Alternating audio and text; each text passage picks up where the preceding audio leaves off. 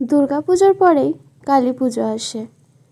দুর্গাপুজোর পরে খুব একটা মন খারাপ করার সময় পাওয়া যায় না, কিন্তু কালী পুজোর পরে কিন্তু মনটা খারাপ হয়ে যায়। তাই আমি আজ তোমাদের সাথে কালী পুজোয় ঘোরা কিছু কালী মন্দির এবং সেখানকার যে আয়োজন সেটা শেয়ার করলাম। প্রথমেই তোমাদেরকে যে কালীটা দেখাচ্ছি সেটা সোনামুখীর একটা কালী। এই কালীটার নাম নবমধ্যম কালী। এই নবমধ্যম কালীর মাহাত্ম্য তা আমি জানি না। সেখান থেকে বেরিয়ে আমি মাইতকালী মন্দিরে গিয়েছিলাম। মাইতকালী মন্দিরের নাম সোনামুখীতে অনেকেই কিন্তু জানে, আর তার সাথে এই মায়ের মহিমাও অনেক। সত্যি বলতে আমি যতবার এসেছি ততবার কিন্তু এই মন্দিরের কাছাকাছি এলে, মন্দিরের সামনে দাঁড়ালে, মন্দিরের দিকে তাকালে আমার আজও গায়ে কাঁটা দেয় এবং একটা অদ্ভুত ভক্তি, আন্তরিকতা ভেতর থেকে আসে। আর মায়ের মুখ যা শুধু কালী পুজোর সময়তেই দেখতে পাওয়া যায়, তা যেন অপূর্ব অপরূপা। দেখলে পরে চোখ ফেরানোর মতো একদমই হয় না। মন্দিরটা সবসময় এরকম সাজানো গোছানো থাকে না। আর আমি যখন এসেছিলাম তখন মায়ের আরতিও কিছুক্ষণ পরে শুরু হয়েছিল। মাকে দেখতে যেন আরও বেশি সুন্দর লাগছিল সেই আরতির সময়ে।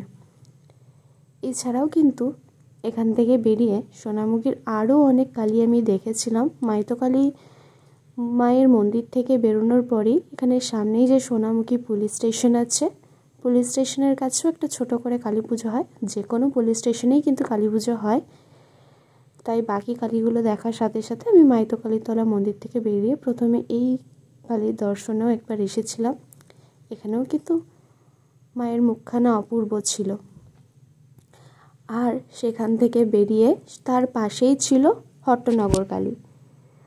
হট্টনগর কালীরও গল্প সেরকমভাবে আমি সত্যি বলতে জানি না, বাট এখানেরও ডেকোরেশন, লাইটিং খুব সুন্দর হয়েছিল। মায়ের মুখ দেখতে যেমন ভালো লাগে, আমাদের কিন্তু এই লাইটিংয়ের ডেকোরেশন দেখতেও খুব ভালো লাগে। পুরো রাস্তাটাই এরকম কিন্তু মাথার ওপরে এই ধরনের লাইটিংয়ের ডিজাইনগুলো হয়েছিল। আর সেখানে আমি যতটা পেরেছি তোমাদের সাথে শেয়ার করার চেষ্টা করেছি। এখানেও কিন্তু যখন এসেছিলাম সেই মুহূর্তে দাঁড়িয়ে কিন্তু আরতির জোগাড়, আয়োজন সমস্ত কিছুই হচ্ছিল। এবং মাইতকালী মায়ের মুখখানা যেমন মিষ্টি, হট্টনগর কালীর মায়ের মুখখানাও কিন্তু ঠিক ততটাই মিষ্টি। এক একটা কালীর এক এক রকম নাম। সোনামুখীর প্রত্যেকটা কালীরই এক এক রকম নাম আছে, আর তাদের মাহাত্ম্য আলাদা। আর সেখান থেকে বেরিয়ে আমি আরও একটা কালী দেখতে যাচ্ছিলাম। আর যাবার পথে এটা ছিল বিশাল বড় একটা গণেশ মূর্তি। আর সেখানে যাবার আগেই কিন্তু এই রাধাকৃষ্ণের মন্দিরটাতে এসেছিলাম। আমি এর আগে কখনো এখানে আসিনি, বাট দেখে পরে এলাম, বেশ ভালো ছিল। এবং সেখান থেকে ঘুরে আসার পথে কিন্তু আমি গিয়েছিলাম বড় কালী মায়ের মন্দিরে, সোনামুখীর সবথেকে বড় কালী। বড় কালী মায়ের মন্দিরের ঠিক আগেই তার পাশেই কিন্তু আছে, কথাই আছে শুনেছি, বড় কালী মায়ের মা। ইনি হচ্ছেন বড় কালী মায়ের মা বলে সবাই পরিচিত দিয়ে থাকেন। সবাই বড় কালী মায়ের মা বলেই ডাকেন। এবং তার পাশেই হচ্ছে বড় কালী মায়ের মন্দির। আর এটা কিন্তু সব থেকে বড়, সোনামুখীর মধ্যে সব থেকে বড় কালী। এখানে মায়ের দু হাতে, এক হাতে বড় আর এক হাতে মা বলে লেখা থাকে, কিন্তু নানা রকমের ফুল এবং চাঁদমালা সমস্ত কিছুতে ঢেকে গিয়েছিল, যে কারণে সেটা দেখা যায়নি। আর সেখান থেকে বেরিয়ে কিন্তু আমি চলে গিয়েছিলাম রক্ষাকালীর মায়ের মন্দিরে। আর তার আগেও কিন্তু এই রাস্তায় এরকম ধরনের ডেকোরেশন, এই সমস্ত কিছু করা হয়েছিল, যেগুলো কিন্তু দেখতে বেশ অপূর্ব লাগে। আর নানা জায়গায় নানা রকমের লাইটের ডেকোরেশন দেখতে কিন্তু সত্যি এমনিতেও ভালো লাগে। আর সেই সমস্ত লাইটের ডেকোরেশন দেখেই কিন্তু আমি একেবারে আমার নিয়ার বাই চলে এসেছিলাম রক্ষাকালী মায়ের মন্দিরের কাছে। এই মন্দিরটাও কিন্তু দেখতে খুব সুন্দর এবং চারিদিকটা খুব সুন্দর করে ডেকোরেশনও করা থাকে প্যান্ডেলের। এছাড়াও কিন্তু আমি যেই মুহূর্তে এসেছিলাম আমি এত ভিড়ের জন্য নিতে পারিনি, বাট সেই মুহূর্তে মন্দিরে কিন্তু মায়ের আরতিও শেষ হয়েছে সবে, আর পাশেই কিন্তু মায়ের ভোগ রান্না হচ্ছিল।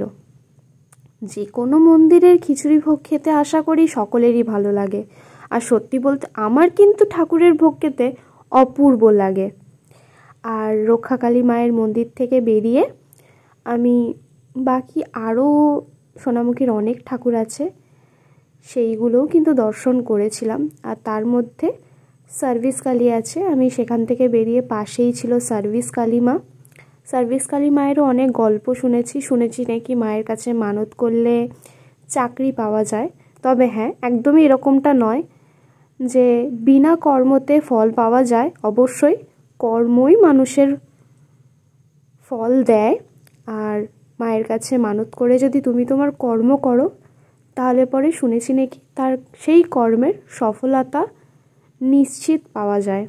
আমি জানি না এই কথার কতটা সত্যতা, তবে হ্যাঁ, সোনামুখীর প্রত্যেকটা কালীর এক এক রকমের গল্প আছে যা মানুষ সেই তৈরি করেছে, এবং নিশ্চয়ই কিছু সত্যতা আছে বলেই সবাই এতটা মানে। আর তারপরে সেখান থেকেই একটুখানি এগিয়ে যাওয়ার পরে সোনামুখীর বিখ্যাত এক কালী, সেটা হচ্ছে খ্যাপা কালী।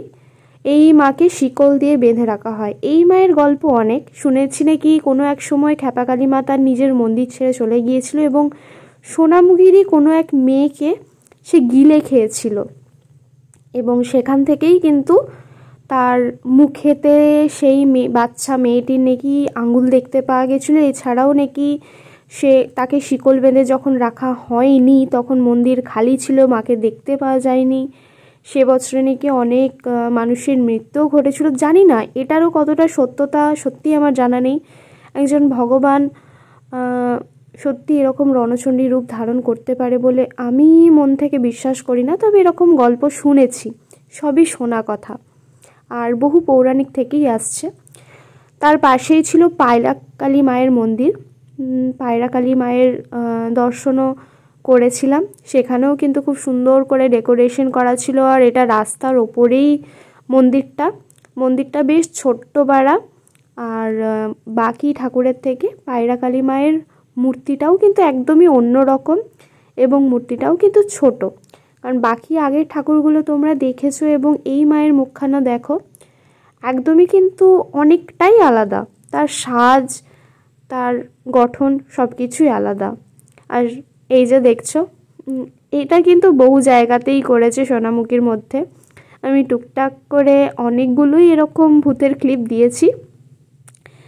আর আমি এই মায়ের দর্শন করার পরেও কিন্তু আরও বেশ কয়েকটা ঠাকুর দেখেছিলাম, কারণ এতগুলো ঠাকুর দেখতে দেখতে অনেকটাই ডিলে হয়ে গেছিলো, যে কারণে তার মধ্যেও রাস্তায় যেটা পড়েছে সেটা দেখেছি। এর মধ্যে আছে কৃষ্ণকালী মা। এই মায়ের কিন্তু প্যান্ডেল হয় না, শুধু লাইটের ডেকোরেশন ছিল, আর এই মায়ের কিন্তু মন্দির আছে ভীষণ বড়। এটা সারা বছরই মন্দিরটা তো আলাদা করে করার দরকার পড়ে না, এখানে একটা থিম করেছিল আদি যোগের পাশটাতে, আর তার সাথে কিন্তু এখানে মন্দিরের ভেতরেই মা থাকে। প্রত্যেকটা কালী ঠাকুরেরই মন্দির আছে, কিন্তু তার বাইরে প্যান্ডেল করে।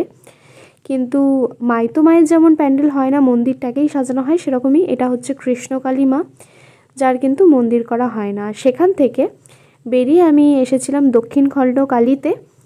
এখানে এটা রাস্তার ওপরে পড়ে, এটা রাস্তার ওপর থেকে একটু টার্ন নিলে পরে জাস্ট রাস্তার ওপর থেকেই যদিও মন্দির দেখতে পাওয়া যায়। এই কালীরটা দেখে পরে শেষমেশ সেখানে শেষ করে তোমাদের সাথে যেটা আগে শেয়ার করিনি, সেটা হচ্ছে মাইতো কালী মন্দিরের পাশে এরকম ধরনের কলাই 12 ভাজা বসেছিল, সেটা খেয়ে আজকের মতো আমি ঠাকুর দেখা শেষ করেছিলাম।